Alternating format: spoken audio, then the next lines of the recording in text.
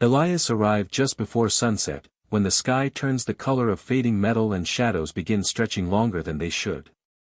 The road into the town curved through dry hills covered in pale grass that whispered against itself in the wind. According to every map he had checked, this place used to be a coastal settlement. Old travel blogs mentioned fishermen, fog, and crashing waves. But there was no ocean. Only silence. The air felt strangely heavy, as if sound itself struggled to travel. Even his footsteps seemed muted when he stepped out of the bus. And above everything else, rising from the center of town, stood the lighthouse. Tall. Weathered. Impossible. A lighthouse without a sea.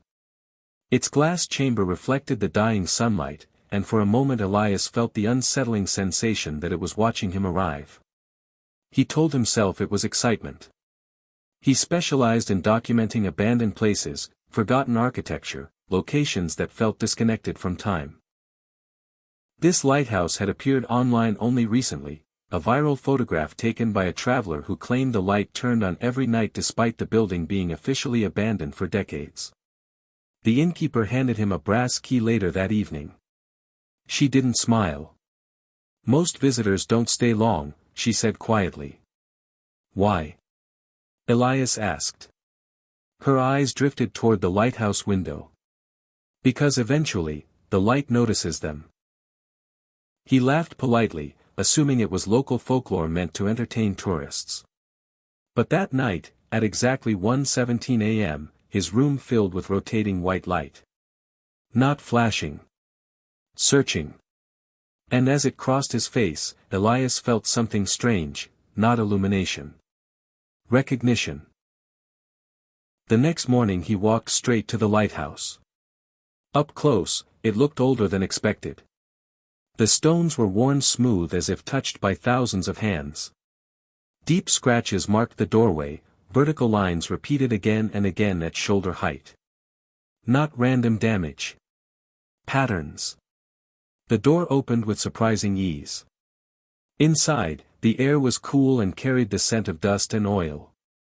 A spiral staircase wound upward into shadow, disappearing into darkness above. Each step echoed softly, though Elias felt certain the sound lingered longer than it should have. Halfway up, he noticed something unsettling. The walls were marked with faint handprints. Dozens of them. All facing downward. As if people had tried to descend quickly, and slipped. At the top he found the lantern room. Broken chairs. Rusted tools. A desk positioned directly beneath the great lens. And on the desk, a leather-bound journal. The first entries were calm maintenance notes. Weather observations. Lamp adjustments. Then the tone changed. The light must remain active. They gather when darkness lasts too long. I hear them walking where the sea used to be.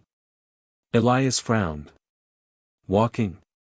The later entries became frantic. They wait outside the range of the light.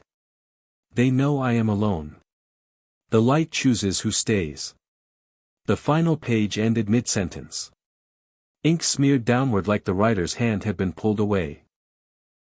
At that exact moment, the massive lamp above him ignited.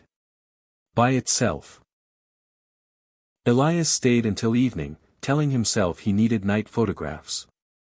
When darkness fell, the lighthouse activated again.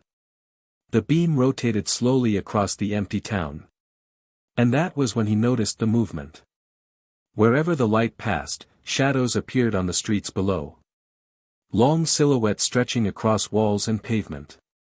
But there were no people casting them. The shadows moved independently. Slowly walking toward the lighthouse. Each time darkness returned, they advanced another step. Dozens of them. Maybe more. Coming from the hills. From the direction where the ocean should have been. Elias felt cold realization creep into his chest. They weren't wandering. They were approaching.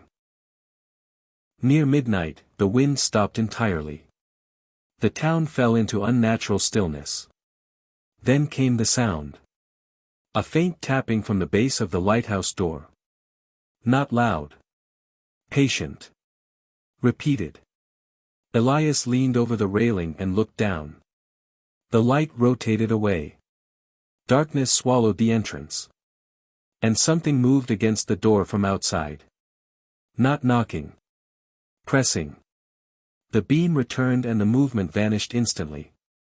Then he heard whispers traveling up the stairwell. Soft voices layered together.